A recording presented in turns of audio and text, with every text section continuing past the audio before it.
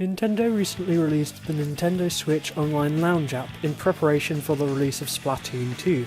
The app allows you to easily create online rooms to voice chat with your friends via your smartphone while playing online, among providing companion services for select titles.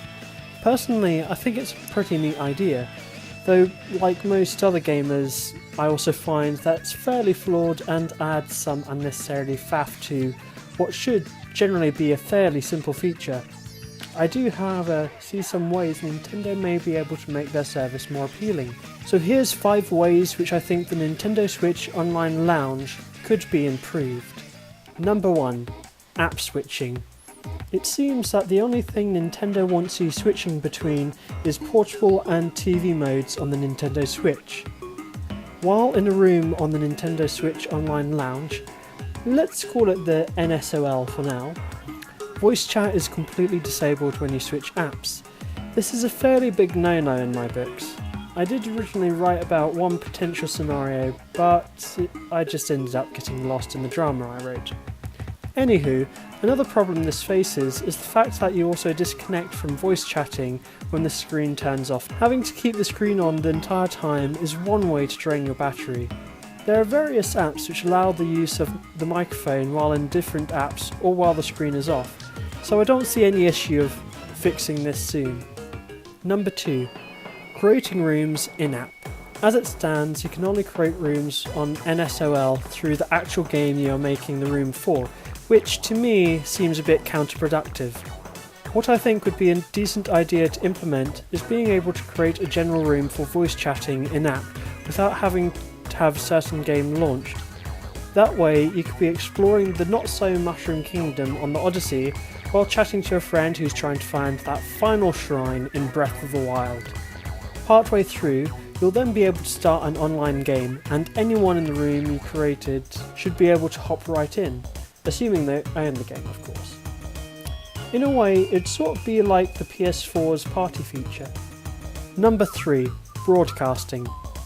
This feature suggestion is more for something to include on the Switch itself, though it could have some useful connections to the NSOL app. The other 2 consoles currently have broadcasting options available, which are pretty easy to use, and personally I think it would be fantastic if Nintendo could get on board with this. And there's a perfect way this could link in with the NSOL, with the option of just broadcasting to your friends in a room and being able to chat with them too. Do you remember that Wii U demonstration video for Miiverse? If I don't beat this zombie boss, I'm gonna end up talking to myself like a crazy person. Right, non-specific action figure? Yep, that's the one. Well, that video, though questionable, did a fantastic job of detailing how useful Miiverse and Wii U chat can be when you're stuck in a sticky situation in the game. Unfortunately, a lot of the time you'll end up waiting a while to get a helpful response, especially with all that adolescent spam. How great would it be if you could quickly open up a voice chat room with your friends, broadcast your gameplay to them, and they can speak to you while playing to help you out. While we're on the subject of that video, does anyone actually remember Scannable Swollen Glands and Zombie U? I don't. Number 4. Text chat.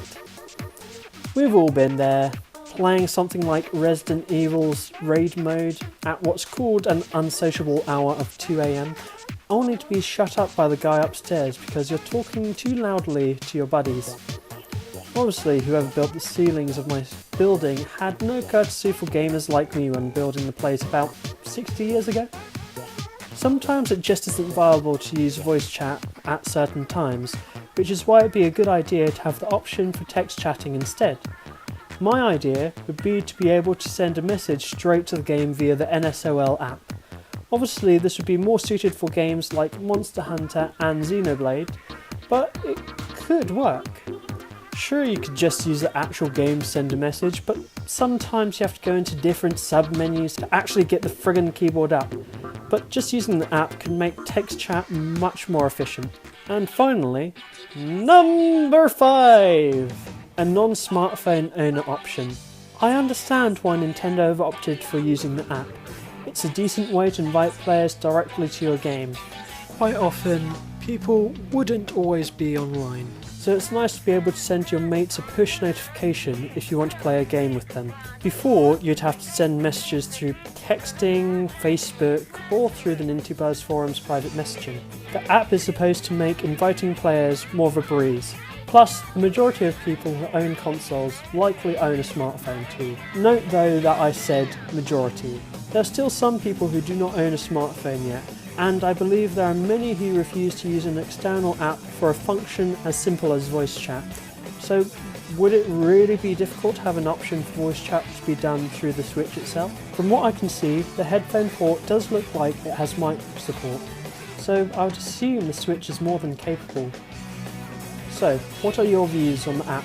Are there any other features you'd like Nintendo to add at some point? Tell us in the comments below or over at NintyBuzz forums. We'd really like to know what you think of the Nintendo Switch Online Lounge. This has been Leon from NintyBuzz, and until next time, keep on buzzing!